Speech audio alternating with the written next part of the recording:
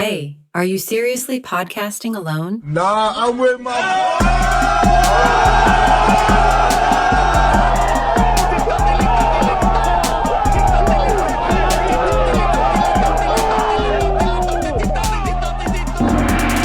Are you seriously podcasting with the boys? All right. Yes. Wow. Love our mouthfuls are now. Wow, bro. My mouth's full of Everybody's fucking eating sausage. before the fucking potty. Hello, everybody. My name is John. I am sitting here with a second John The John. and only one Nicola. Yo. At the Single-handedly. controls, I got Priscilla. She's just sitting down, sitting back, cozy. Give us a peace sign. We are the boys. Welcome to the Boys vs. Everything. Let's go.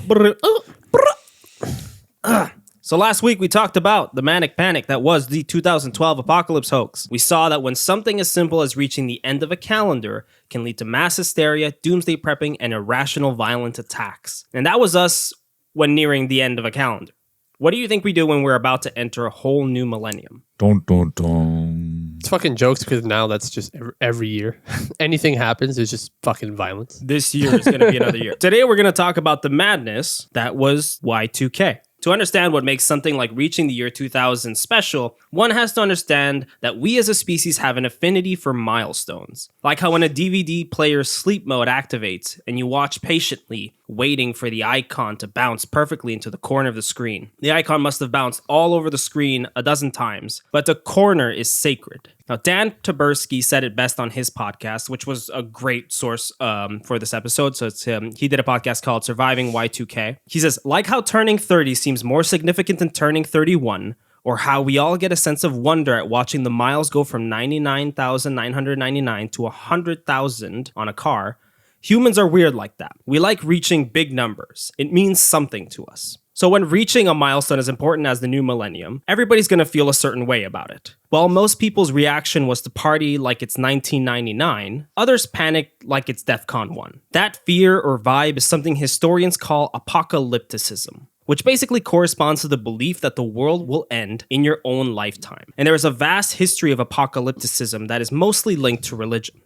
I think that happens a lot when when you feel like everything's going to change, you know? Like, that's why everybody says new year, new me. And then they're like, bro, but it's just a new year, you know? It's just another day. But they're like, no, but yeah. next year might be completely different. I'm like, yo, just the fucking numbers on the calendar change. Well, I hope it's different because your life sucks.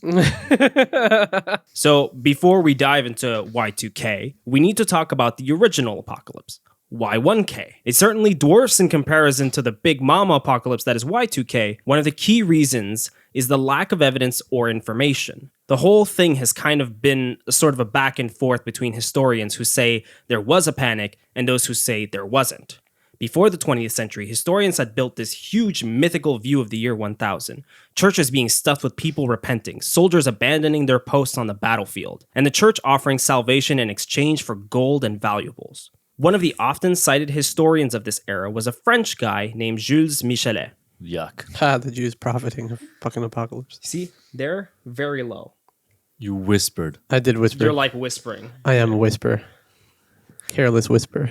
Just letting you know. John the Careless Whisperer. But by 1901, both American and European historians came to the consensus that Michelet and other guys of this time had just been bored and added a bunch of spicy details to the event. Well, I mean, it could be like, because at that time, like, you know, messages didn't get through very well. So, like, maybe one city had like a panic and the other city, like, were just chilling, fucking goats, you know? That happens. And there's also like, there's a specific goats and reason why there is kind of a lack of information around this period of time. In the fear of an apocalyptic year 1000, American medieval historian and writer Richard Landis takes a look at both of these currents and tries to find a middle ground between the two. So this is from his, it's an article basically. So it's from his article. For Michelet, the liberating power of this eschatological fervor aroused. My God, That's a crazy that is word. a mouthful. I'm gonna.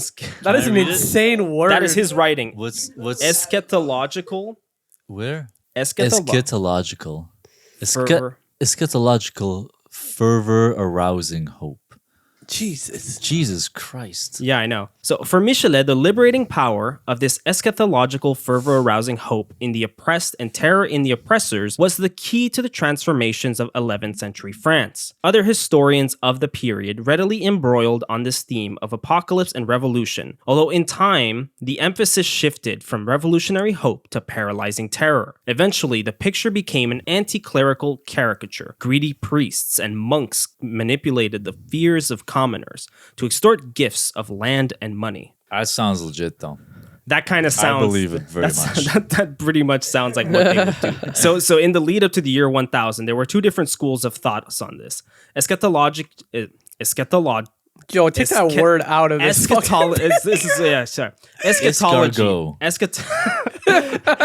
Just keep all these Escargot. Escargot. So no, it's eschatology and shialism. Eschatology is the belief in a Book of Revelation style doomsday brought on by the arrival of the Antichrist. Please keep all these stumbles in for that word.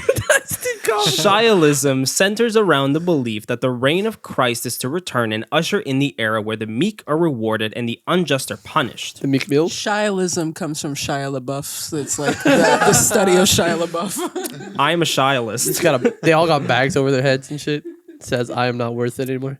So circa year 1K, the commoners gravitated towards shialism. The church, however, was at the forefront of opposing shialism, obviously because the church doesn't want you to think that you don't have to do anything, you who have been in misfortune your whole life. You can't just expect to be rewarded for that. The church was basically one of the biggest opposers of shialism because fear puts people's asses on church benches and money in donation baskets. Amen, brother. And this is one of the reasons the history behind the year 1000 panic is muddled. The only people who could write were the clergymen. Landis attributes it to them being either too worried about the end times to write anything down, or them just not keeping a record in case they were wrong, keeping their reputation in the progress. It's kind of a reoccurring theme in the doomsday sphere. Make a prediction, get it wrong, take down all evidence of you being wrong. As for what really went down, we'll never truly know. It could be exactly as Michelet described, or even worse.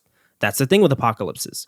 Real or fake, they bring out the cray-cray in everybody. It's like that one girl that we covered in those episodes, like with the woman that said the end of the world is going to be coming, and then like the alien lady. As soon as it didn't happen, she's like, I never said that. It wasn't even. And then she just like edited her website. We gave a false date to trick the government. That was like her thing. We're like, we're gonna throw off the government from our plans. Like, what are your fucking plans?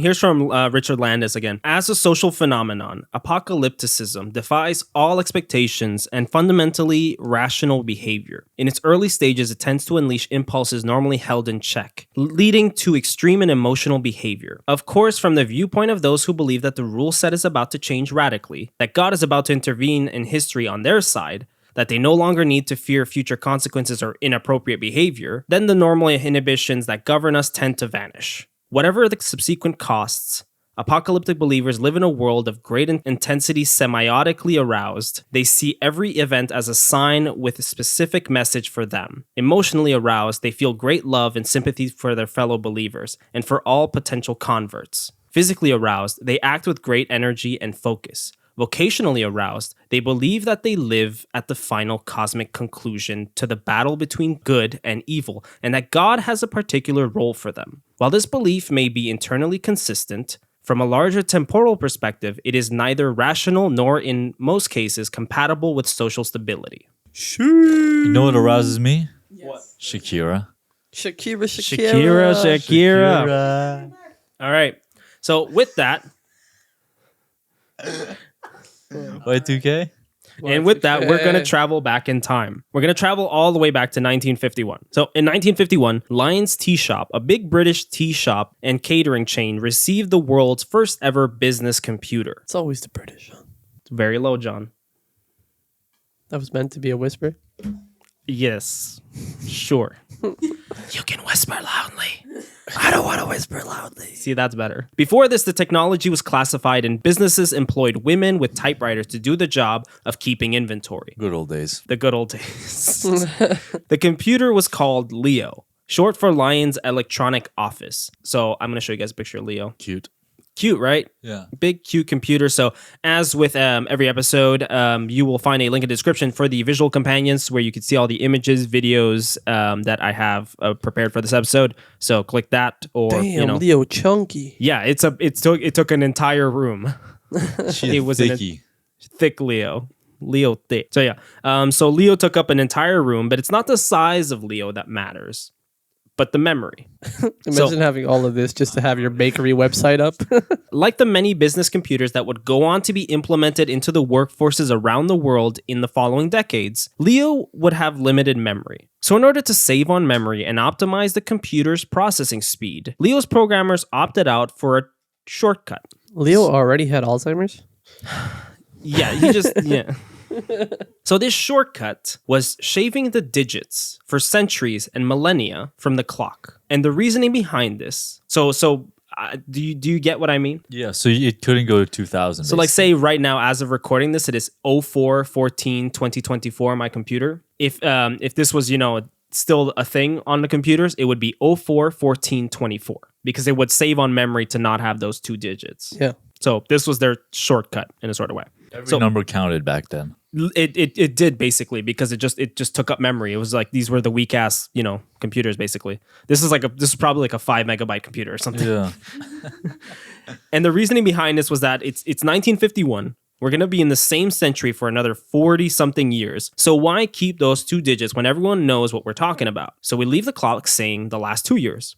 51. As we rolled into the 60s, mainframe computers became more of a standard and more offices started to get one of their own. And the mindset here again was, we know what century we're in, why waste memory on showing those digits? So it's not like they didn't know there would be issues. They just assumed it would be figured out by then. A recurring theme when talking about apocalypse scenarios. So don't fix it because it's not broken. Don't fix it because it's not broken. Kind of like the Mayan calendar. They're gonna make new computers anyway, so eventually they'll make a computer. I think their mindset is, we'll make a computer eventually with those digits, just But not then now. nobody wanted to be the one to do it. No, that's exactly what happens. Is everybody's like, somebody will figure it out later. It's exactly like, I don't know, like when you fucking notice like a crack in something, you're like, I should fix that, and you just kind of leave it there. Like the next guy will do it, and then people keep using that thing until it finally snaps on one person. Or your dog poops in front of the door, and you're just like, I don't want to pick it up. Somebody will pick it. Somebody will step on the poop eventually. But it's your dog. Somebody's shoe. Yeah. Somebody's Yeah. shoe will pick it up. Then the poop becomes one with the pavement. So in the 1970s, we'd see the start of a boom in computers in the office, all thanks to one Apple. all thanks. Let me finish. All thanks to one feature: word processing. Now, what is a word processor? Really, nothing fancy. A software that allows you to type, modify, and store text in a printable document. Well, for these idiots, it was a good thing. 'Cause Word. made them be able to register more words and more numbers. Yeah, exactly. So word processing was huge for the growing corporate businesses. So this is from BBC News. This concept was invented by a German called Ulrich Steinhilper. Fuck yeah. Ulrich Steinhilper. Let's go Germany. Never done anything wrong. He threw the idea of word processing into the IBM suggestion box and was We'll win it next time. God damn it. So in the 1950s, he threw the idea of word processing into the IBM suggestion box and was paid the princely sum of 25 Deutschmarks for it. Somebody high up deemed it too complicated, and so nothing happened. At least not for a while. But by the 1970s, everyone felt differently. Processing was all the rage. This was the age of the food processor. These new office machines promised to perform the same miracle with letters that the Cuisinart achieved with carrots. This is from the BBC. I don't know why they wrote it that way. He thought he did something. He thought that was fire. He thought he was cooking. So the 1970s idea of word processing was very different to tapping on a laptop. The idea was that word processing would be done in pools by specialized typists working with souped up text editing machines. But to women, word processing was sold as a feminist innovation. The New York Times proclaimed in 1971 that it was an answer to women's lib advocates' prayers because it would mean secretaries no longer had to do subservient stuff like taking dictation. So it was lip. They were giving lip. So they didn't have to work so hard anymore? No. Those poor women. I really like the subservient stuff, like taking dictation, but they still had to write for their bosses and everything. It's like, now you don't get talked down to. Now they just like fucking send you a mail and you have to do it by Now you don't have to worry about him trying to grab your ass while you're taking dictation. See, we've solved it. Yet once again, it didn't work out like that. Being bumped off to the new word processing pool turned out to be only slightly more fun than punching holes in cards. Word processing didn't happen for the rest of us until the arrival of the desktop computer. In 1977, Apple launched the Apple II. Let's go. 4 years later, IBM brought out the PC. As we reached the 80s, computers were getting integrated to the workplace at an even faster rate. This is when it slowly starts being the norm to have PCs in the office. Things are going great. We're charging full force into the 80s. IBM, Ronald Reagan, cocaine, Arnold Schwarzenegger, Madonna, and that sick-ass intro to New Order's Blue Monday. How could anything possibly go wrong? You put Ronald Reagan as the good things of the 80s? Yes. Ronald Reagan and cocaine. Ronald Reagan, cocaine, and Arnold. No, because it's just, fucking cancerous capitalism. I will be back with a fresh line. Cancerous blind capitalism. I mean, like the a forest fire. The office culture. Yeah, exactly. Yeah. So, Put Arnold as office culture. yeah. So in 1988, Marks and Spencer, a UK supermarket, rejected the delivery of tinned meat because the system controlling their stock detected that the meat was over 90 years old.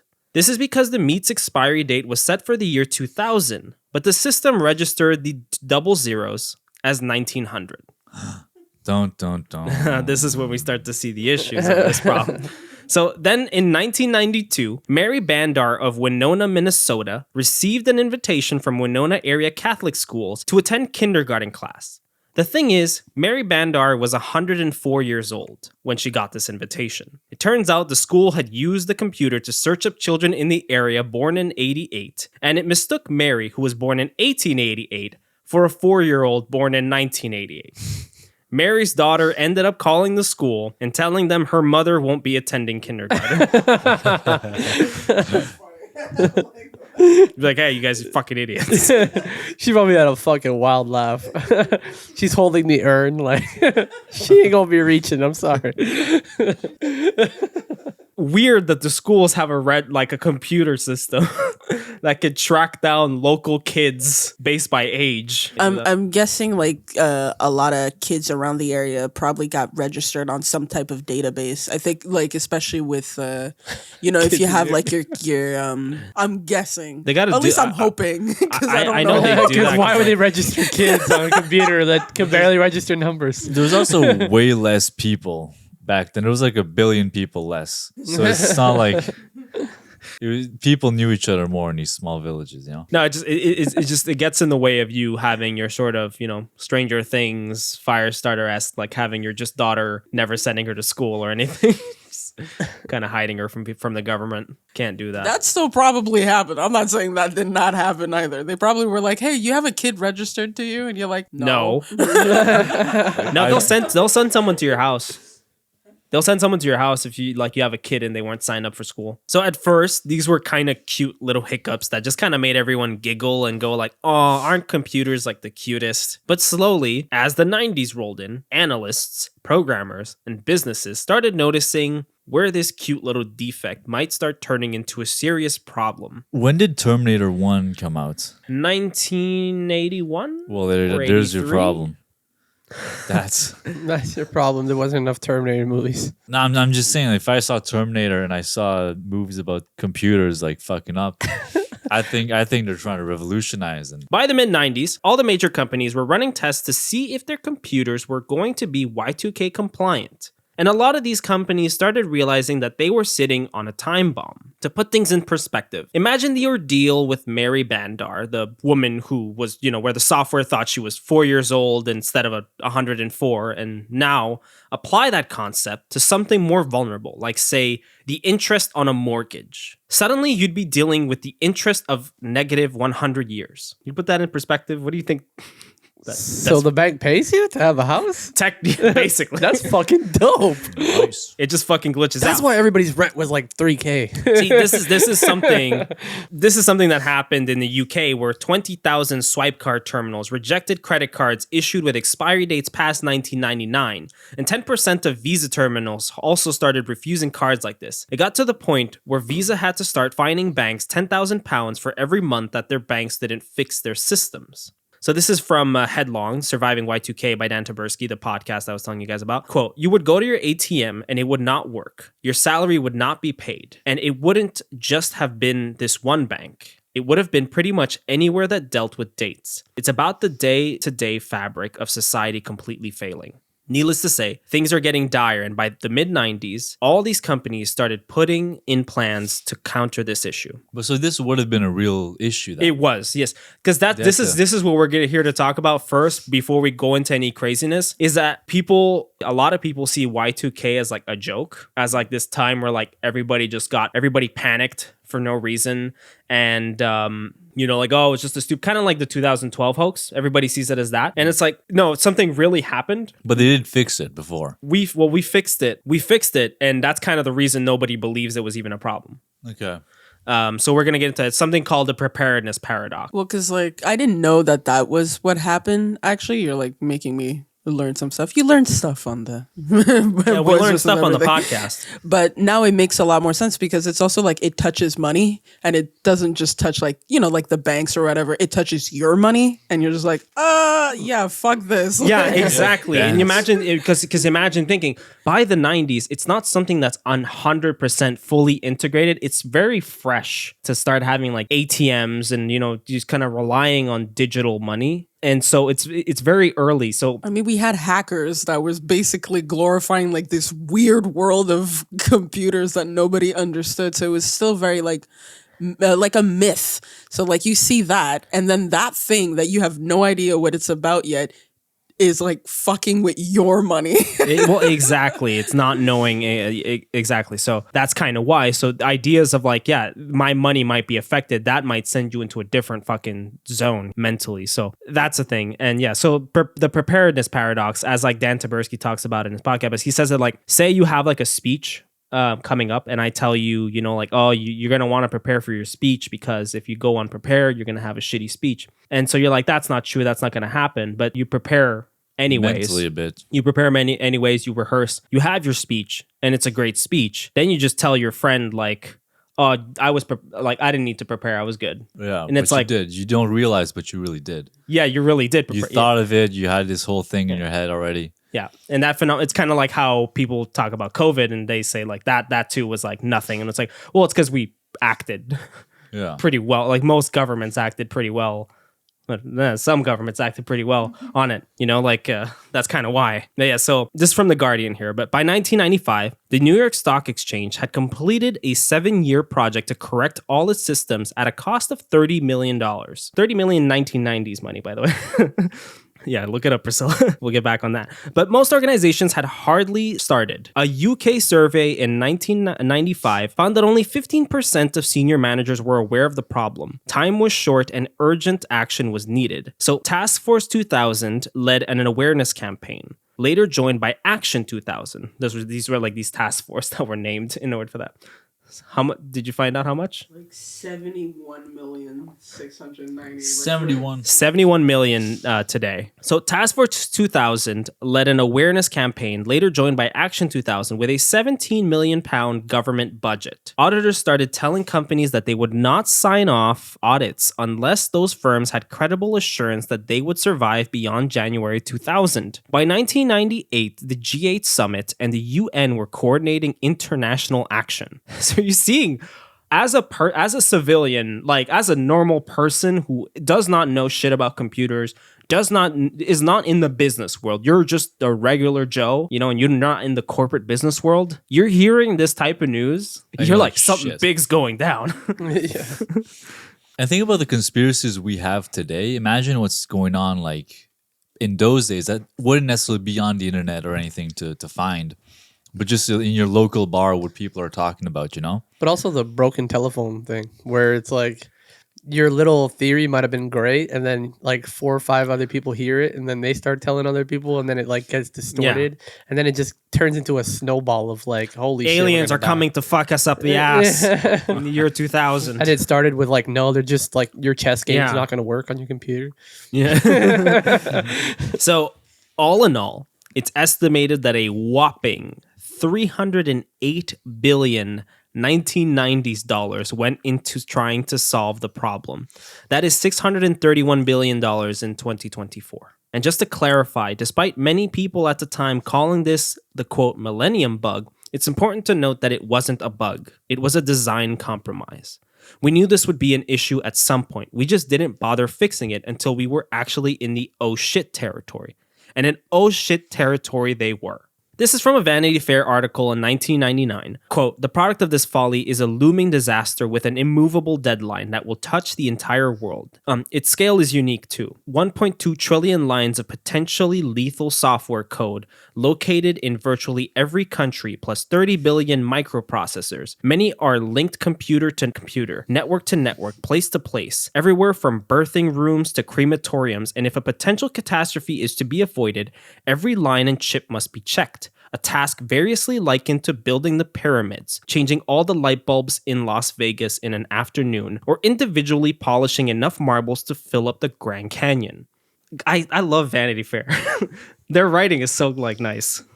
Feel the Grand Canyon. But think about it, because it's not something you could just hop on a server and be like, okay, all the computers in this server are good. No, because these are all just like these are what they call, I could be wrong, by the way, like I could be not getting the terminology right. I am not a computer person really, but they're called legacy systems or something like that. And it's because legacy systems, they're not really things that you can modify. You know, it's not like, you know how nowadays you have a PC that you can change parts into and kind of like go into that. Or it's more like the hardware is modifiable, but not the software. So you can't just go in and digitally just change something. You know, you can't just send an update and have it automatically happen. You have to get in there manually into And each move some individually pieces. computer and make these changes, which is a lot of fucking work. Oh. And it takes a lot of people because at this point, there's just so many fucking computers all over the place. Yeah. David Eddy, a programmer who happens to be the guy who actually coined the term Y2K, And like the internet doesn't work the same way as it did back then. Like, it was really slow. yeah, and so you couldn't just like send You couldn't even be information. on the phone at the same time. Yeah, exactly. It's like changing anything on there would take forever anyways. Fucking pain in the ass. Yeah. So David Eddy, a programmer who happens to be the guy who actually coined the term Y2K, made tons of money selling the solution to the problem. In an interview with Dan Taberski, he likens PCs to old houses that had gone through years of renovation to the point where there are light switches that you have no idea of what they do. His software could basically catalog all these things in a computer. So basically, like, you say you have a house that's in renovation and, you know, like you walk in, like, I don't know what that light switch does. I don't know what this, you know, turns on and whatever. His software was like, it would basically kind of present you with the blueprint of the house with images or, you know, or like an electrical panel that just shows you what every light switch does, you know, but for a computer. So it basically catalog every function in your system, and basically in there, through that, you'd be able to go fix that, you know, two-digit issue. Yeah. So that's what he was selling, basically, therefore making it easier to fix the problem. One of his first sales was to the U.S. Army for $25,000, which is about $50K today. Anytime you can sell anything to the U.S. Army, it's a big win. I feel like you could have sold it for more to the U.S. Army. For real. So the solution really was that simple too. It was just a matter of individually getting into all these computers and doing some figurative rewiring. The problem was that this required a lot of manpower, which was in short supply at the time. And let's not forget the cost of all this work. Vanity Fair reported companies luring tech managers with salaries of $1 million per year. And others with $7,500, $15,000 today per day. Damn. So $7,500 per day. That was the tech boom, baby. That was a tech boom. Yeah. And actually Y2K was a tech boom. The literally, it was funny because like I was on a conference call for my work, and I'm not gonna really say where I work, but somebody there who is like their head of IT and integration with AI for the company and everything. They joked about how he was hired to help with Y2K. He was actually hired to help with Y2K at the time, and he was like, "Oh, like if you guys don't know what that was, it was like this goofy thing that I'm like," and it's like I looked at him and I was like, "I know you, I know what you did. I see what you did. I know what you did, bro." He was that moment was the inspiration for doing this episode too. I was like, people don't know that this was actually a problem. We should have gotten for the podcast. From Vanity Fair again. Luring programmers was only the first step, however. Then followed months of inventorying, analyzing, and repairing, and an equal number of months testing the results. At each stage, the size of the problem grew. One US bank thought it had 60,000 PCs. On second look, it came across 50,000 more. How do you miss 50,000 computers?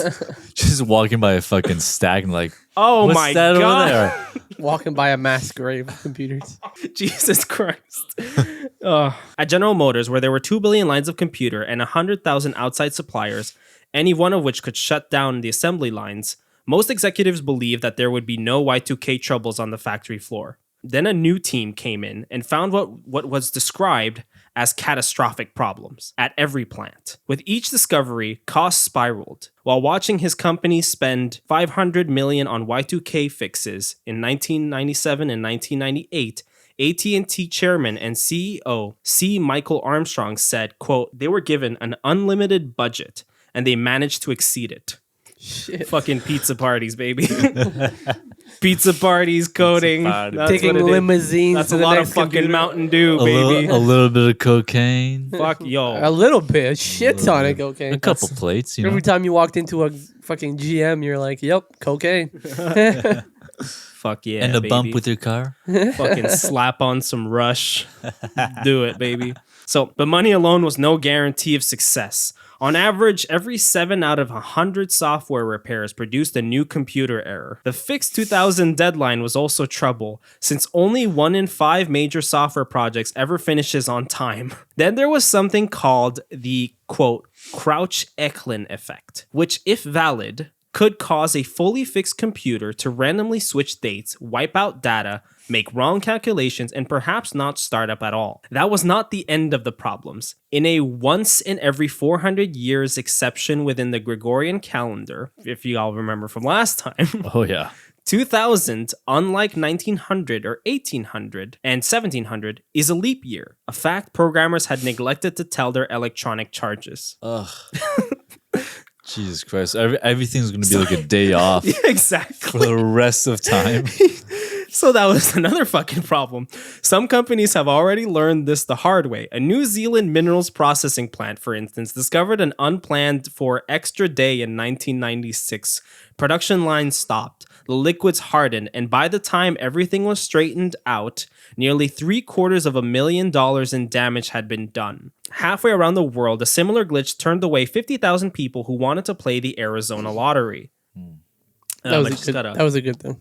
Everyone in Arizona was just like, fuck. Everyone's like, fuck, I couldn't spend my $2. To add further vexation, the FBI, according to the New York Post, had turned up yet another year 2000 threat, the mafia. Sniffing ill-gotten gain, organized crime was recruiting Y2K technicians to plant, quote, trap doors in computers, which at an opportune moment would funnel corporate funds into mob accounts. That's fucking That's dope. brilliant. Let's go. I love the mob. ahead of Finally the time. stealing from the right people. Fuck AT&T. Like, yeah. And for people who found themselves outside of these tech-dependent They industries, did say unlimited budget. That's where they fucked themselves up. They're like, that's why unlimited budget? That sounds like mob money. It wasn't that pizza has to- parties you that gotta, fucked them like, up. I would love a movie about that. That would be an awesome movie. It'll just Hacker be Man. like 2 clicks of the mouse and then Hacker Man. $5 million. And you're like, hey, I hear you're good with computers. Hey.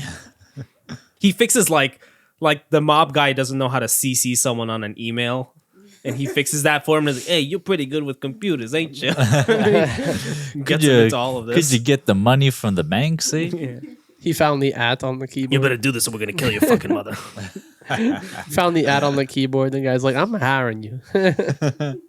And for people who found themselves outside of these tech-dependent industries, the sight of companies running like chickens with their heads cut off only amplified the general anxiety of the approaching millennium. Now pair that with the resonance of millions of sleazy apocalypse grifters and Christian doomsdayers, all collectively hearing cha-ching in their minds. In the lead up to the year 2000, you could see commercials and products being billed as Y2K compliant or proof. So companies and everything started just selling their products and slapping on a sticker that said, these are Y2K compliant. Like they're not going to have issues at Y2K. They have the They're same gonna- they're computer, gonna but they sur- just put a sticker with 2000. And they did that shit with like everything, like microwaves, Y2K compliant, microwave, Y2K So compliant, you're gonna VHS. survive the solar flare. One of the funniest ones I found is a copy of Sonic and Knuckles for the Sega PC that has a Y2K compliant seal. So if you want to play the Sonic and Knuckles collection, which has Sonic 3, Sonic and Knuckles, and I think Sonic and Knuckles 2. Y2K there it is. compliant toaster. It's Y2K compliant. Is so you that could- why I can't play old games sometimes on my PC? Because No, it's We're in because they're Y2K. not Y2K compliant. That's a problem. There's some games where I think it's like the older original Tetris where if you get past like I think level 100 or something, it still continues, but everything's kind of fucked. So you basically have to You broke do the like a game. whole you broke the game, but you have to play it in an entirely new different way so that you can still continue it because like the level looks wrong, the colors are I fucked. think a kid broke like even that. a kid ended up A breaking kid broke it, and then but some they lady had- on the news fucking put him down. Oh yeah, because it was like She was wow, like, it was "Go just like- outside." I was like, "Fuck you." Well, it was I have friends, you loser. well because it was still a big accomplishment just because it was like you're breaking a game that's not meant to run on It new was meant- devices. it was literally- it was supposed to like end there, but they were like getting past 100. They were like 140, 150. That is Russia's fault. Of shit. Yeah. That is Russia's fault. They never thought that somebody would reach that level. This is just like the Mayan calendar. Tetris. People thought Tetris is unbeatable. I want to show you guys. So that's Sonic and Knuckles, and this is just a mini ad. This is an ad for a Y2K compliant VHS. Just weird. View the millennium with Panasonic's 4-head VHS hi-fi stereo VCR with commercial advance and multi-brand universal illuminated remote. It's Y2K compliant from Panasonic, just slightly ahead of our time. Enjoy powerful movie theater sound at home with Technic's home theater receiver with built-in Dolby Digital decoder delivering 100 watts per channel from Technic's, the science of sound. Commercials sucked back then. Ahead of our time. Ahead of our time. Built for the people of tomorrow. Yeah. Just speak really fucking fast. That's it. 5 Panasonic from the mountain left. Nothing gets funnier than when once we got starting into the deeper grifters, and I'm going to show you guys. Y2K waffle This is where maker. we're going to start having more fun. Yeah, Y2K waffle maker. Like we're going to get shit Waffle like maker? that. So another thing you'd also see is people selling instructional videos or documentaries or survival kits for people to prepare for Y2K. So here's one of these. This might be really loud, so It's 2 a.m., January 1st, year 2000. Power's out. It's pitch black. You need light. If you planned ahead, you'll have one. It's the early 2000s. Do you know where your kids are? Call now and get the ultimate Y2K survival kit from BeCalm.com. You'll A receive flashlight. the Sunburst, the premier wind-up and solar-powered flashlight and radio. A video research Flashlight guide stopped with real working 'cause it's advice only from made for the leading experts. 1990s. A Solar-powered diagnostic computer flashlight, program to test your PC. You'll What's receive those 3 soup samples from infomercials? Hourglass Foods. You do like a Three payment of soup $30 Plus, you'll receive a $30 per step-by-step month, guide and that will then show you how get to like your prepare without Y2K wasting a proof. single penny. Call now and order your ultimate Y2K survival kit. You get the wind-up and solar-powered Tiniest flashlight kit radio, I've ever video, seen. What the diagnostic fuck? software, food samples and preparation guide. A $90 value. Food You get the samples. flashlight and it fits in your pocket. Call 1-800-303. You get 3 crackers and a drop of water. Yeah, but you have 30 days money back guarantee, so like you could take like 3 crackers, and if it's not to your taste, can I buy it on December 30th and return it before like at the end of January? They must have had some sort of policy like nothing's refundable after January. These are even more fun because these are like these are the crazies. Oh yeah. These are the fun ones. So here's another one. For the past 5,000 years, Bible prophets and visionaries have warned of catastrophes that will occur Past with the coming new 5,000 millennium. years. These predictions, plus growing political unrest and the concerns of scientists about severe meteor showers, have created an That's that aura one guy of building fear bunkers. about the new millennium. Are there coming events that we should fear? We're going to be in a world of hurt come January the 1st, 2000. Families should be prepared. Who the for fuck are you? We're gonna be in a world. It doesn't of hurt. even bother Coming putting the Y2K description of who millennium they are. crisis. Order Millennium Fears Fact or Fiction video. Do you want to be scared? Millennium Call Fears. now. 853 Where was Miss Cleo during all of this? She should have been like, I can see into the future. Here's another one from the same. I think it's the same VHS, but their trailers are fucking. There's so many more of these. But in the final analysis, you will have to look out for you, your neighbors, and your community. Even the government's best efforts may not be enough. Even if all the computers currently affected were to become 99.9% compliant by the year 2000, 12 babies could be given to the wrong parents every day. What the 2 million documents could be lost by the IRS in the first year. I want the IRS to 22,000 lose checks documents. Could be deducted from the wrong bank account every 60 minutes. 18,322 pieces of mail could be misplaced every hour. I didn't order this pocket pussy. 12 telephone calls could be misdirected every minute. And you have to explain that to your wife. I swear, it's not my pocket It's not pussy. mine. It's Y2K, baby. Y2K. Y2K did it. Wait, a date will make airplanes crash? Yes. Provides us How? with an opportunity to I want share explanations. practical strategies for survival. The worst thing is like as stupid and very much money grabbing this is. It's all about the money. If it fucks with your money, you're just like, man, my world is ending. Like everything's gonna kill. Like everything's. I love how mail was a big deal back then too. So yeah, I Just know. like, Right? just like all this mail is going to be lost. So here is a book that was selling at the time. I was able to track it down. It's from it was published in December 28, 1998, which is just Y2K equals 666 revised. Revised. I like the revised by David Hutchins. I like how Amazon says, note, this is not the actual book cover.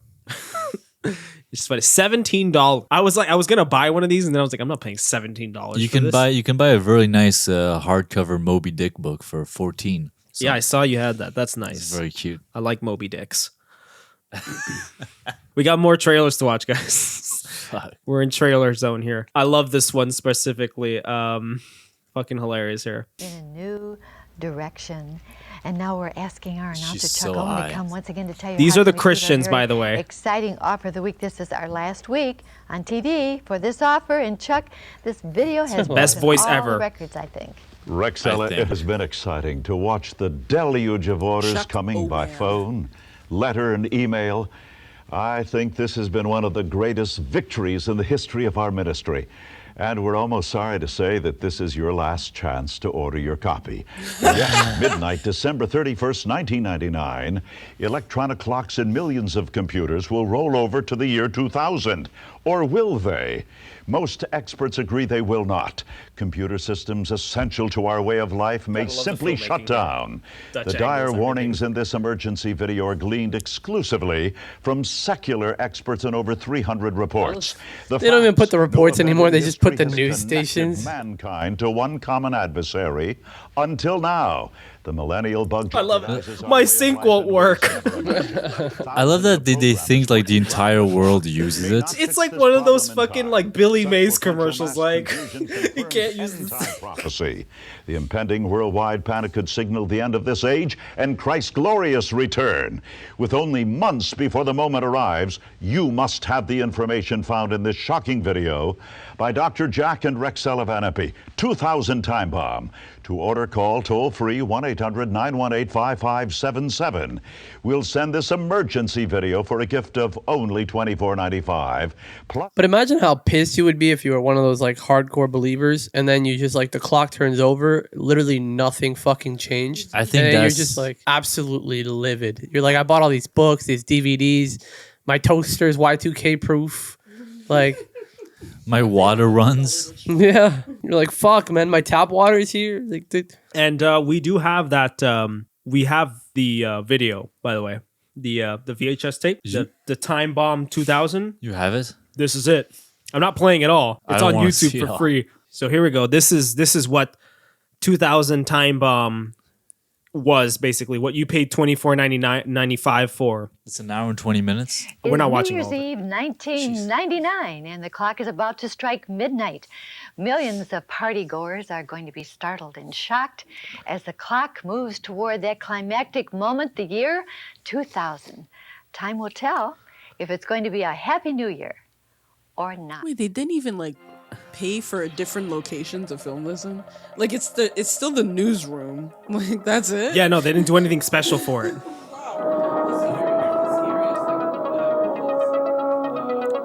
There's a fucking nuke. Hello, friends. We are going to be discussing one of the most serious topics that we have ever attempted to bring to you. And because of the seriousness of it, it is going to affect all of our lives. Jack has spent literally hundreds of hours researching books and articles and papers. This would have worked if it was one of those like Latinas weather women. I think a lot more. If people she was would have hotter, bought. yes. Jack, how do you feel? She's a very unconfident woman. It's very boring. Studying 250 to 300 major reports from experts globally, I can honestly say I'm shocked, startled, and stunned.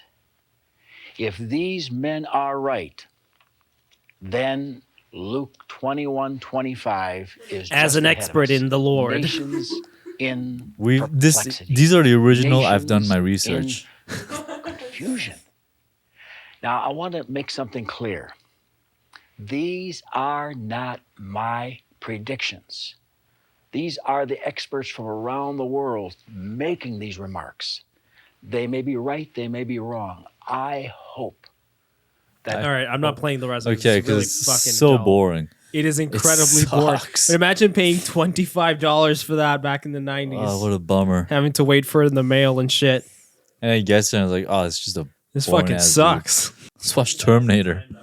Yeah, let's watch Terminator. That'll be a better preparation for Y2K. Oh, you can buy it on eBay. $34.38. It's free on YouTube. Somebody uploaded the full thing. It's not even worth the physical is not even worth that much.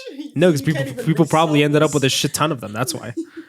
As all these elements started permeating throughout the zeitgeist of everyone's everyday lives, the reality of the Y2K issue was getting more and more distorted to mirror the scenarios seen in movies like Terminator. Some of these fears included the worry that digitally scheduled plane departures would get mixed up, and suddenly planes would be crashing into each other. The CPUs on the valves of oil pipelines would stall and bring the flow of petrol to a stop. Nuclear reactors shutting down all over the world. These were the anxieties going about at this time. An electrical company in Honolulu ran a Y2K simulation to see what would happen, and the result was that some of the places under its net lost power, but others got surcharges, which could have led to fires and even exploding appliances. So just kind of to show that not all of it was like a joke. Yeah. There was some serious shit. One of the big fears actually, was Russia not being Y2K compliant enough, and that its nuclear missile systems would see the glitch as an attempted attack and fire in retaliation. Little did they know Russia still When- has the exact same computers. When was Chernobyl? 86. Okay. Nick, you were weirdly like, you'll see what I mean. This is from Vanity Fair 1999. The biggest jitters are over Russia, which possesses not only 11 Chernobyl-type power plants, 22,500 nuclear warheads, and the funds to fix none of them, but also, yeah, but also, No capital, baby. the Vanity Fair was throwing fucking shade in 1999. Damn. But also an attack warning system so vulnerable to Y2K that the Pentagon has proposed stationing officers in each other's command centers on New Year's Eve 1999. Wow. Oh, yeah. You're like, hey, we'll put our guys in your bases. But guys, Fine. if you don't like it, you can put guys in our station. But guys, no espionage today, okay? These guys aren't CIA, I swear to God. So on New Year's Eve 1999, people found themselves either in celebration or in varying frequencies of anxiety over what would happen. A lot of people found themselves stuck at work, having to perform tests to see whether Y2K would actually kill anyone's systems. Not so fun to be a tech genius now, huh? Not so fun. You got to come to work on New Year's Eve. What we're going to play now is the countdown to the year 2000. But we're not going to play the Times Square ball drop. We're going to do the countdown from a Russian military base. Just praying to It's God. fucking hilarious. So just got a bunch of Russian military dudes just chilling at computers and stuff. Calling their wives. So just a bunch of kurva. Bliat. Typing.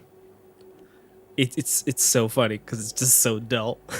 It's the most Russian thing ever. They're just chilling. They're kind of half smiling. Oh my God, this dude looks depressed. There you go. New Year's just hit. And they're not dead. They just stand up, they clap. They just awkwardly go shake each other's hands. Bro, they have wooden chairs with no wheels. What That's the all that fuck? happens. Haha, shake we did not hands. die. Haha, good. Yes, very good, very good. Still alive. And there's a channel that has all these like they're Russian archive videos like this. There's like a video of like a woman, an old babushka lady in rural Russia at New Year's Eve, and it's just her sitting in her like cold ass house with a candle in complete silence. And then New Year's happens, and then she just puts out the candle and goes to bed. It's like, this is so depressing. Communism, right? Yeah, Good communism. time. It's great. It's a fucking riot. And just another story that's kind of funny. I found this on, I think it was Reddit or something like that. But basically, these people who threw like a big ass party on New Year's Eve, some guy chose to like shut off all the cut the breakers Just at to fuck midnight, with them. just to fuck with everybody, which is the best prank you could play on New Year's Eve. You can only do it one time. As we all know, nothing happened once the clock struck midnight.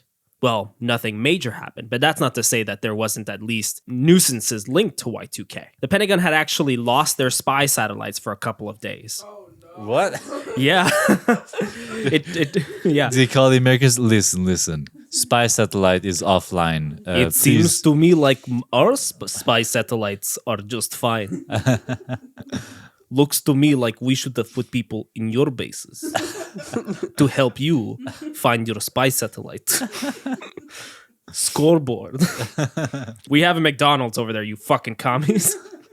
So it turns out that the patches they added to prevent Y2K issues were actually the reason behind the failure of these satellites.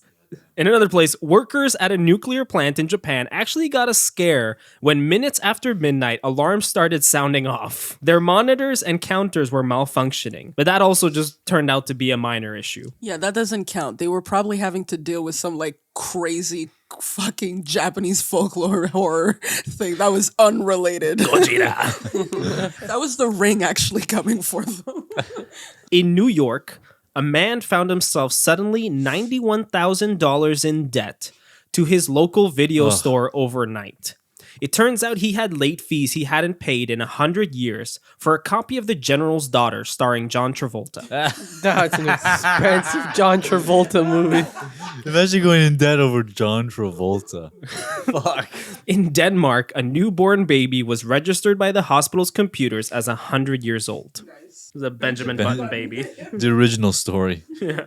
So this is from Forbes. Midnight after midnight came and went around the globe. In Australia, a machine that printed bus tickets got the date wrong. In Italy, some prison inmates briefly had their sentences extended by a century.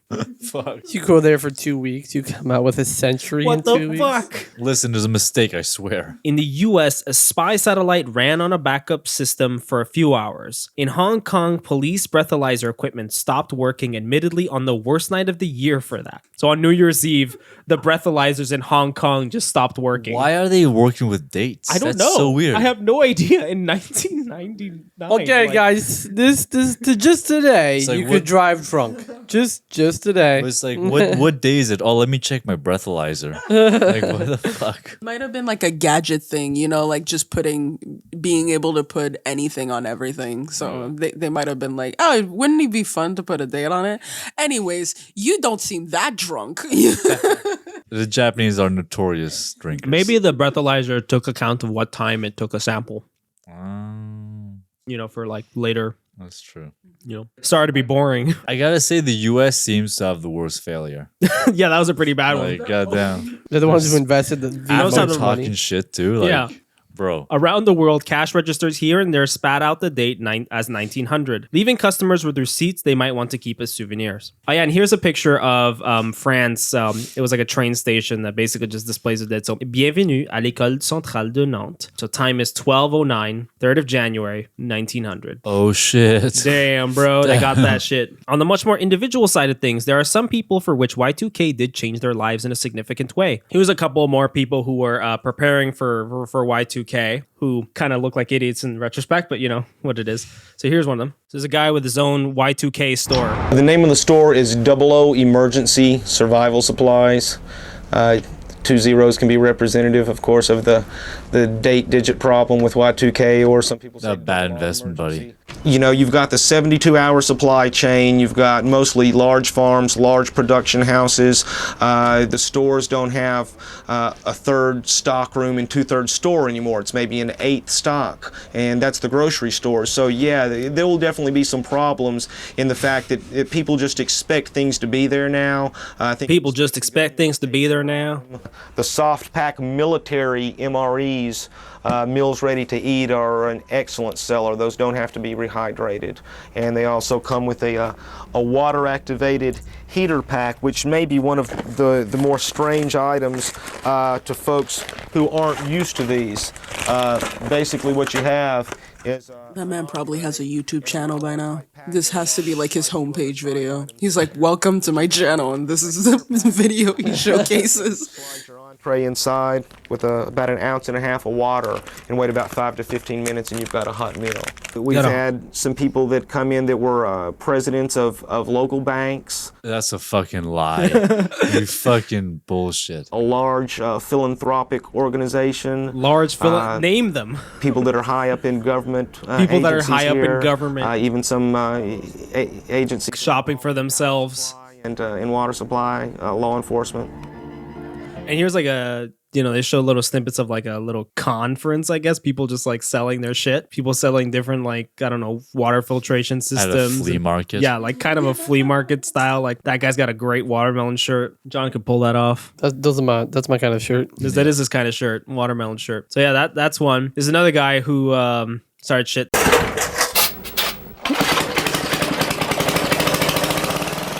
Todd and his family are preparing for the downside of Y2K should it come to pass. There's people out there that I've talked to that said, there's nothing going to happen. What are you basing that on?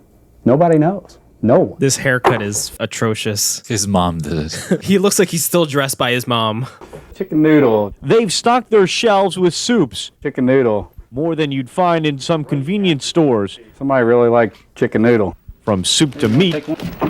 Their freezer is nearly overflowing. Let's see, we got your Y2K beef tenderloin. There's also dry goods and canned fruit, batteries, generators, and medicine. It's no longer a basement. It has the look and feel of a general store. Chicken noodle. And this is nothing new. What was that show where like Cheapskates? People, yeah, like they do that now. Yeah. After this 1 year, he's got to eat 3 years of canned soup. And frozen milk. Frozen fucking milk. You know what though? My milk sometimes goes bad when I get these like 3 baggers. I might start doing that. It's not a bad Freeze idea. a bag. Freeze my milk. But then you unfreeze it and it's half water. Or just buy smaller packs of milk. Yeah, that's what I do now. Yeah, maybe just get a carton I of don't 1 use liter. that much fucking milk. Just get 1 liter. It's just a good price. It's a good price, but it's not good if you don't drink it. I don't know that it's necessarily going to be a computer problem. I think it's going to be a social and people problem. But should the new year come and go without a hitch? There you go. Hey, you want to take one? People problem. It's going to be a people problem, not a computer problem. Oh, buddy.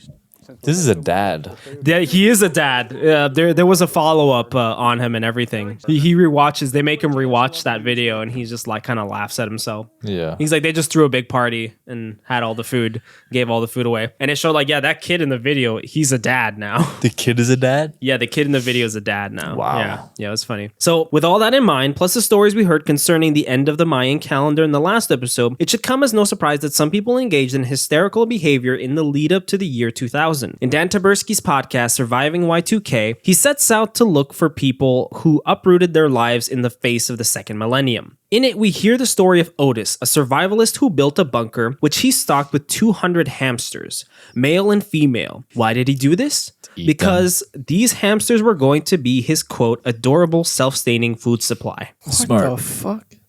Yeah. Just gonna eat hamsters? Yeah, you eat hamsters. There's in Peru they eat that shit all the time.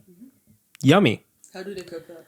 How do they what? How do they cook it? I mean, I've never been to Peru. I don't know the details. No, I think Gordon Ramsay. I want to go to Peru. It's I've making it's a plans. guinea pig, but Gordon Ramsay ate a guinea pig. Yeah.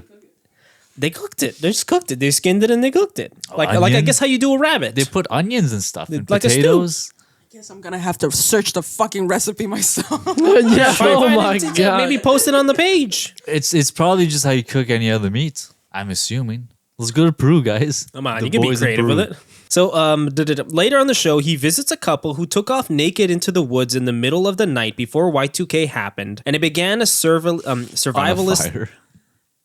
They cook it on a fire, guys. Yeah, amazing. So later on the show, he visits a couple who took off naked into the woods in the middle of the night before Y2K happened and began a survivalist lifestyle in the woods. Any reason why they had to start on the hardest difficulty? Just like go naked? I don't know why naked. Apparently their clothes weren't Y2K compliant or something. They burst into flames. I mean, those people ended up like starting a survival school and everything. Now they just run a survivalist school.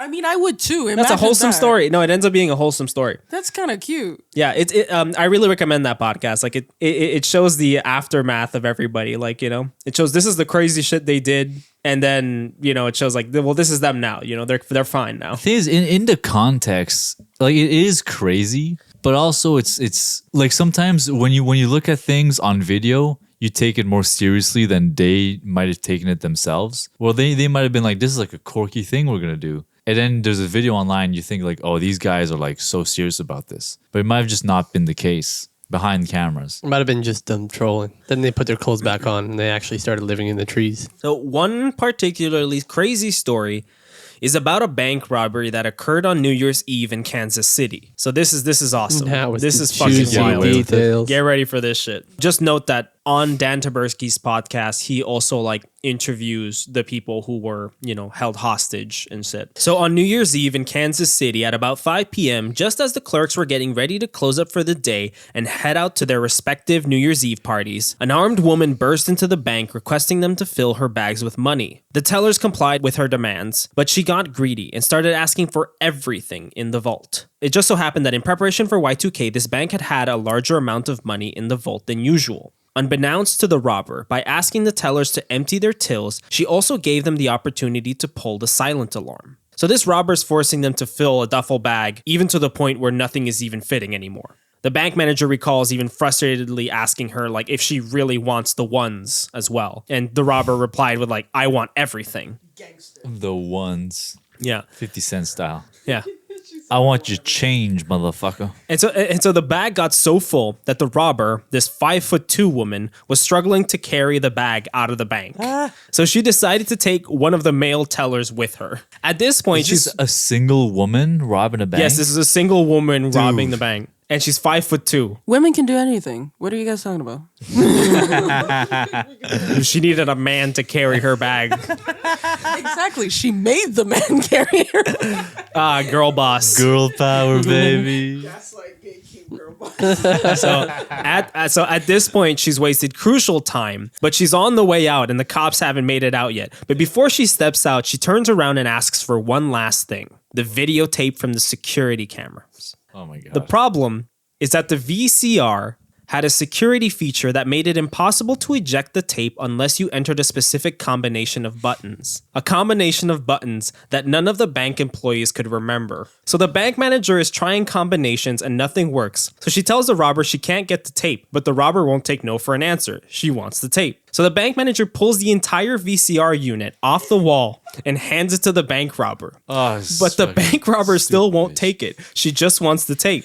So the bank manager is pleading at this point, saying, but it's inside of it. The robber is a stone wall. She wants the tape. So the bank manager ends up having to throw the VCR around, kicking and smashing it to get the tape out of there. Finally, the tape comes out and the robber starts to head out with one of the male tellers carrying her bags to the car.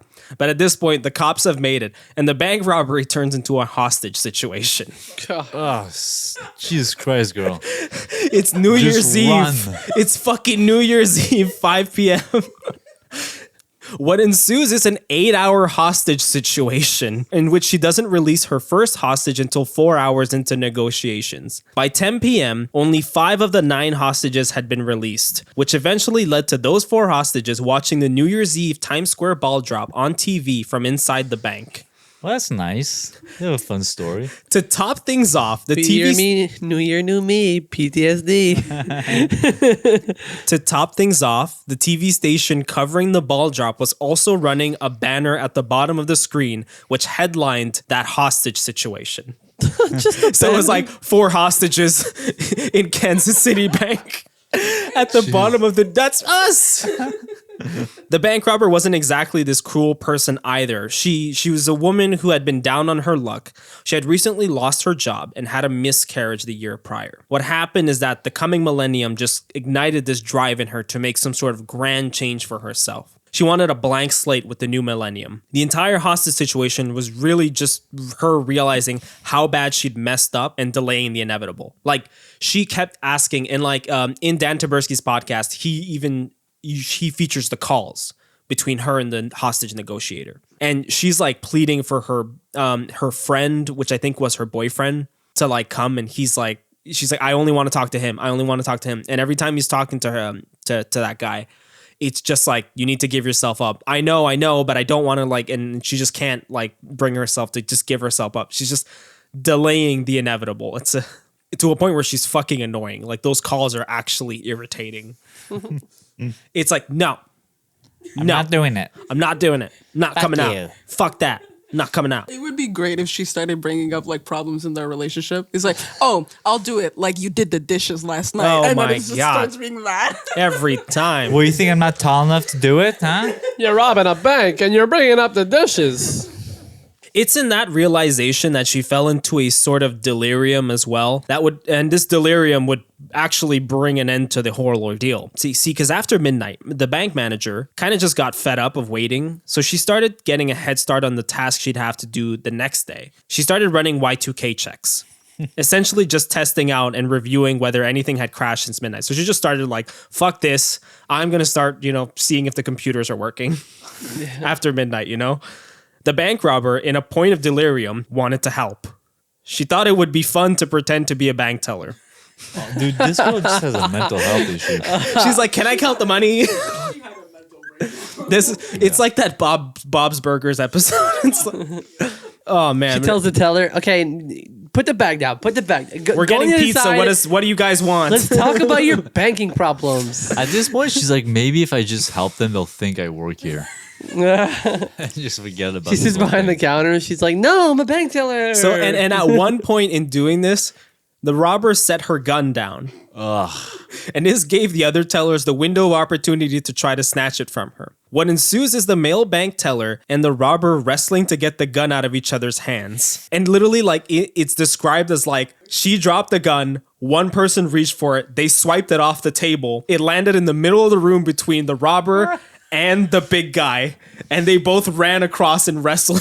And then there's like a pile of dust like coming up. I highly recommend Dan Taberski's podcast because in it, they were on the phone with the negotiator when this happened. Oh, no. So you could hear this struggle. You can hear the robber going like, oh, fuck, and like, oh, no. She's like screaming because she fucked up. So was it a real gun? Yes, it was a real gun. Okay. The man won, thus ending the 8-hour hostage. Why. Thus, damn. She's 5. He was like 6 feet. He was 6 feet and like he was a big dude. He was a heavy set guy too. Like, so he won, thus ending the 8-hour hostage situation at 1 a.m. on January 1st, 2000. If you're one of the first hostages to get let go, do you go to your New Year's Eve party? Hell yeah. I'm talking to everybody about this. Are you kidding me? Dude, you will not believe the night I've had. I literally just came from a hostage situation. Then you gotta pretend I was like... the hostage.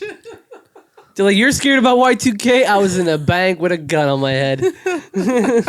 Sort of a dark note here, but in a twisted, weird coincidence, John Travolta was in a dark, twisted coincidence, almost like really darkly poetic. The wife of the guy who wrestled the gun out of her hands was pregnant, and the stress from the ordeal caused her to have a miscarriage. Oh no! That's kind of echoes. Sucks. Was this dark bank note that we robber's didn't need to own know. miscarriage. Oh yeah, like that's a weird. Weirdly like very dark and poetic. Like it's fucked up. Oh shit. Yeah. Sorry to bring that note at the end of all that fun story, but goddamn. yeah, that's kind of shitty. Yeah. That's a fact that could have been withheld. Do you know what happened to that lady, by the way? Like how much time she got? Or She like... got I think she got a fucking long time. I'm not sure. That's actually shocking. But she helped with the bank stuff. Why did she not get a reduced sentence? I don't understand. Nick was in the bathroom when I said the dark thing. I don't want to hear it. No, we'll keep the spirits up again. Sorry about that, everybody. I just God damn felt it, like John. I like John. just John narratively loves- narratively it worked. Get the vibes up and then immediately crushes Narratively it with it a worked. dark story. Life likes to write stories sometimes, you know. So anyways, sometimes you can ignore life. Fuck life. True that. So aside from those events, Y2K came and went pretty smoothly for the general public, which is what unfortunately led to a massive denial that anything had happened.